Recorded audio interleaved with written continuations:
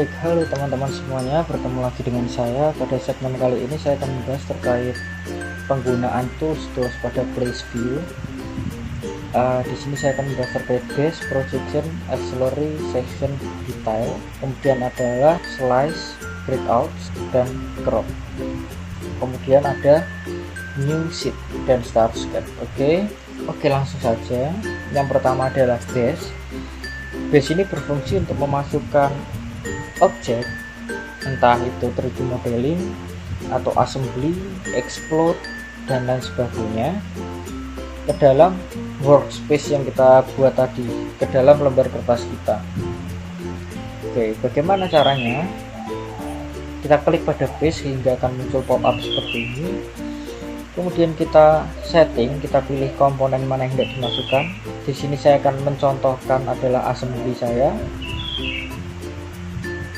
Oke, saya masukkan assembly saya. Kemudian hal penting yang harus disetting, hal penting yang harus diatur di sini adalah bagian style. Yang pertama hidden line, yang berarti adalah garis putus-putus atau garis tak tampaknya itu muncul.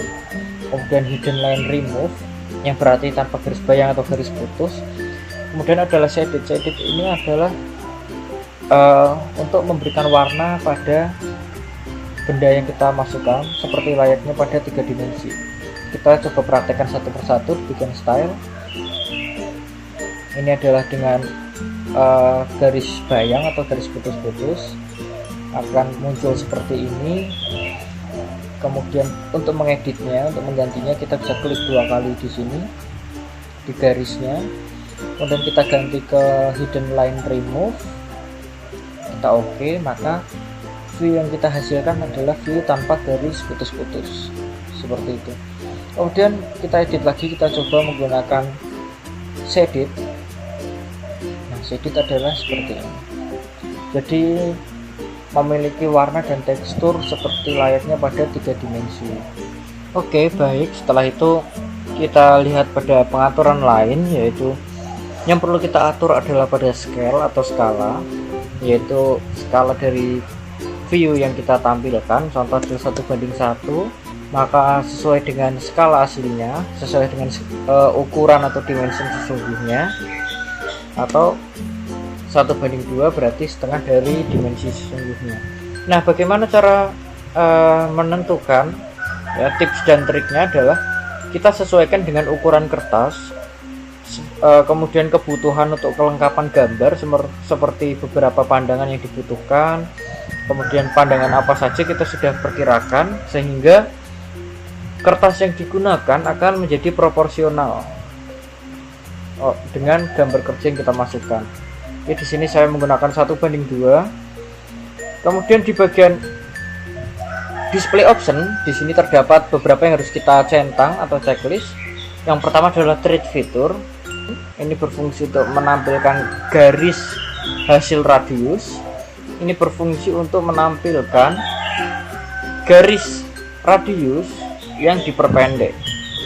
Kemudian interreference edges, ini untuk seperti plan, tetapi karena saya hilangkan plannya jadi tidak akan muncul. Oke, kita oke di sini. Kemudian setelah itu di situ adalah tadi kita sudah membahas terkait base. Kemudian di sini saya akan lanjutkan mengenai projected, di mana projected ini berfungsi untuk memproyeksikan salah satu view ke arah yang kita inginkan. Contoh adalah projected, kita klik. Tadi saya menggunakan proyeksi Amerika sehingga pandangan kanan akan posisinya di kanan, kemudian pandangan kiri posisinya di kiri.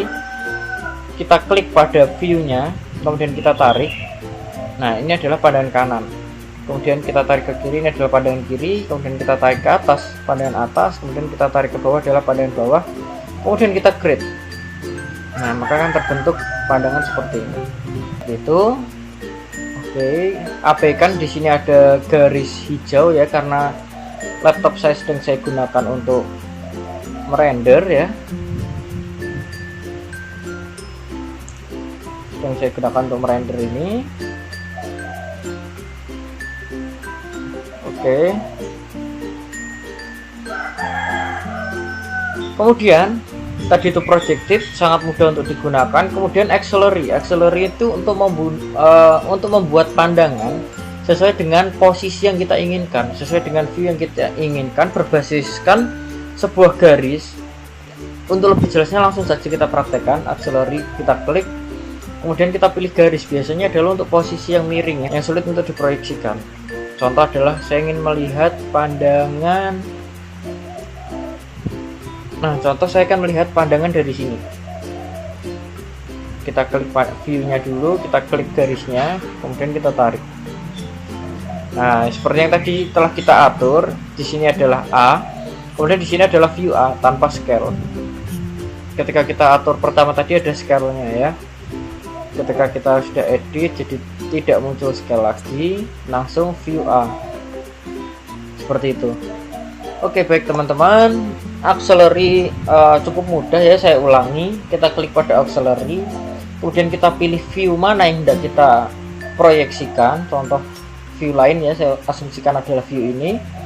Kemudian kita klik pada view-nya, kemudian kita pilih pada garis referensi yang akan kita gunakan. Contoh kita memilih garis ini. Nah, contoh kita memilih garis ini, maka view yang didapat adalah menghadap ke garis tersebut. Seperti ini. Nah, seperti itu.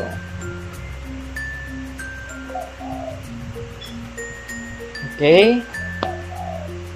Saya rasa cukup di bagian auxiliary. Kemudian kita akan masuk ke proyeksi potongan, pandangan potongan dari view referensi yang kita gunakan dan arah potongan yang kita gunakan. Jadi di software Autodesk Inventor ini cukup mudah untuk menggunakan tool section, yaitu dengan cara klik pada section, kemudian kita pilih view mana yang hendak kita potong. Contohnya adalah ini. Kemudian kita di sini ada garis putus-putus, kita bisa lihat ada garis putus-putus. Nah, kita sesuaikan. Oke. Di sini kita sesuaikan, kemudian kita potong, kita klik, kemudian klik lagi. Setelah seperti ini, jika kita ingin memotong penuh, kita klik kanan, continue.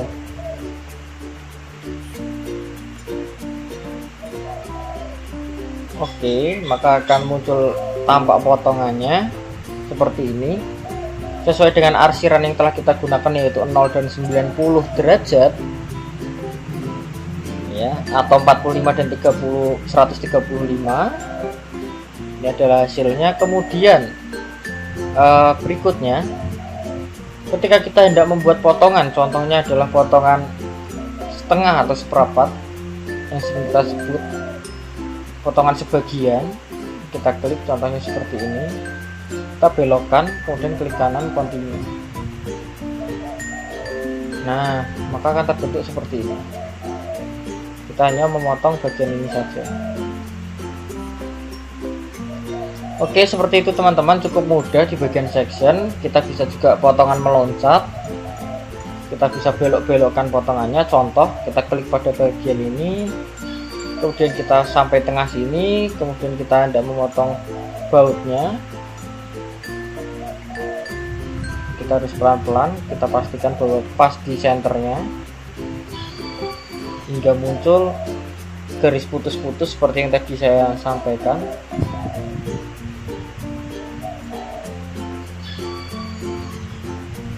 Oke, saya rasa sudah. Kemudian kita tarik, klik kanan, continue.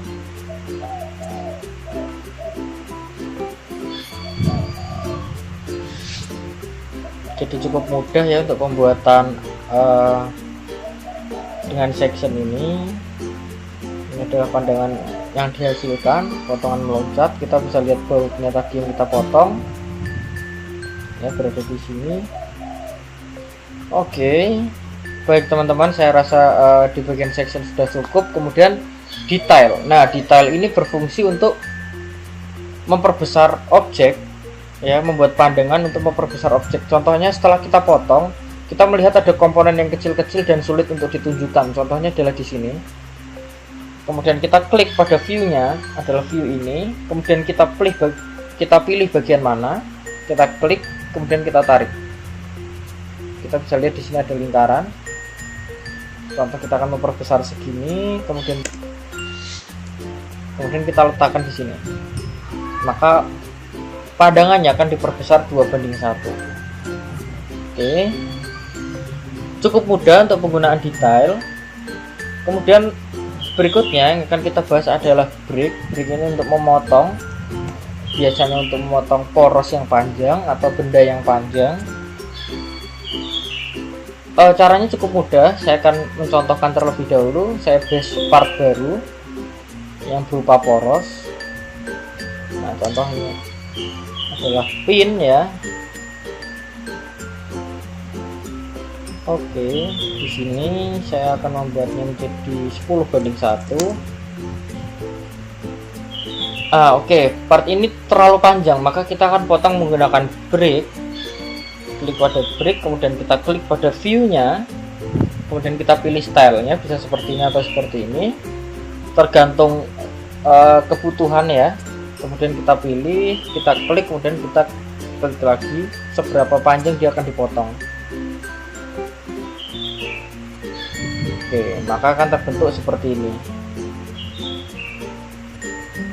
Oke, cukup mudah untuk break ya. Di bagian break ini ada gapnya. Gap adalah lebar dari potongannya ini.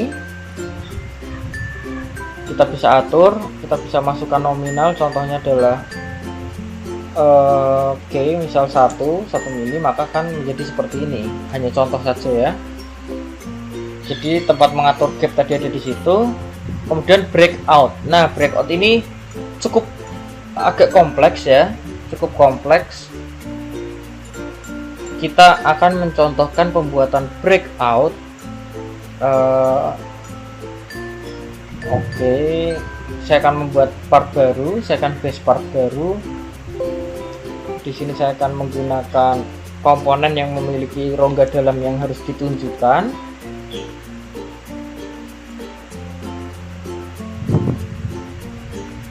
Nah, contohnya adalah ini float camber ya. Oke.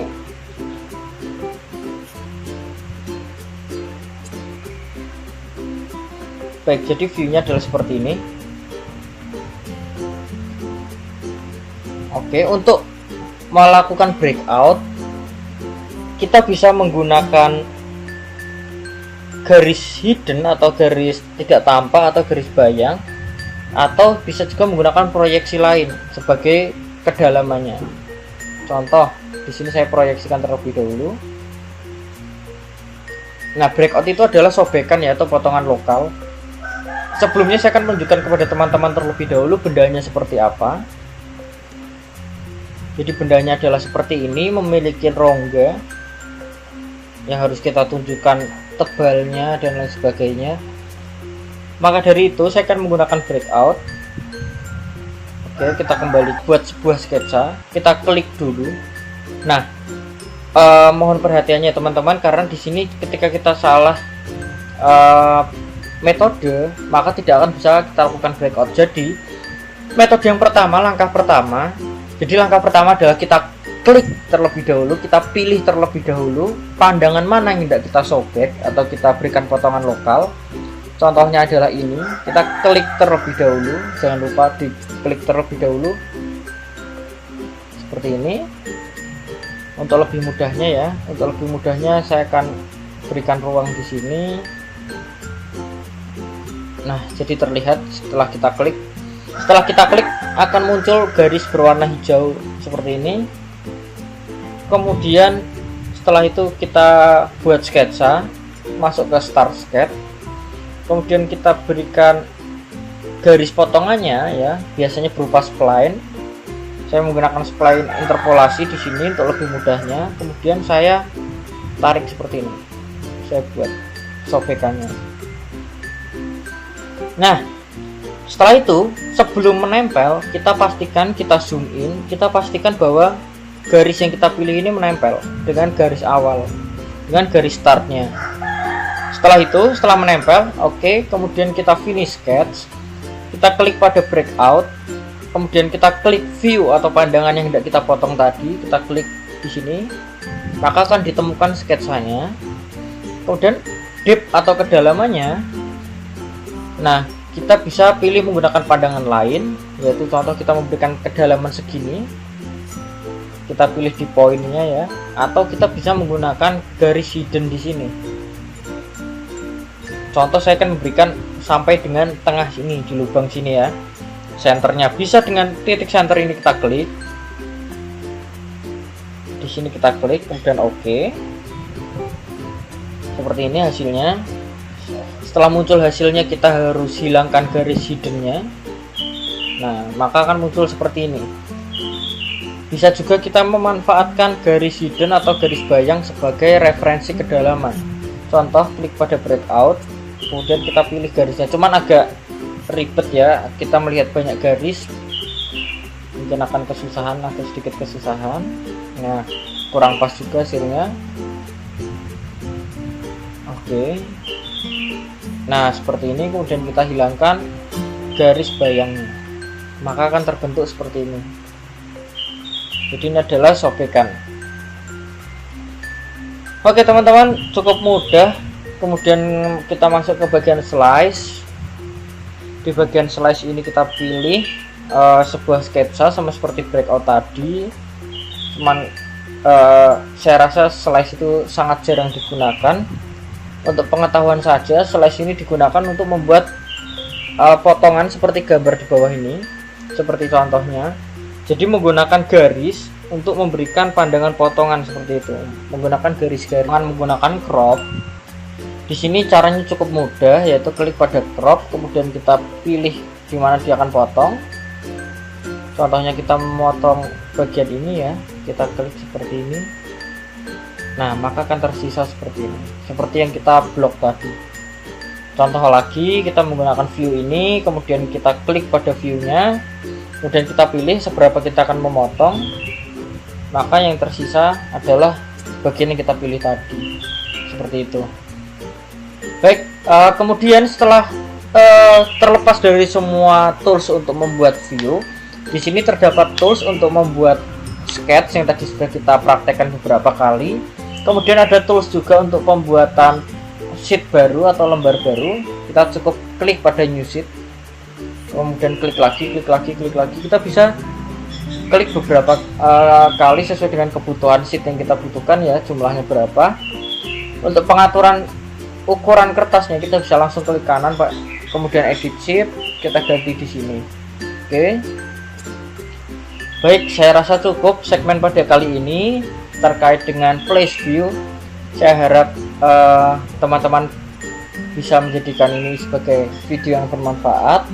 Terima kasih atas perhatiannya teman-teman semua, dan sampai jumpa di segmen berikutnya.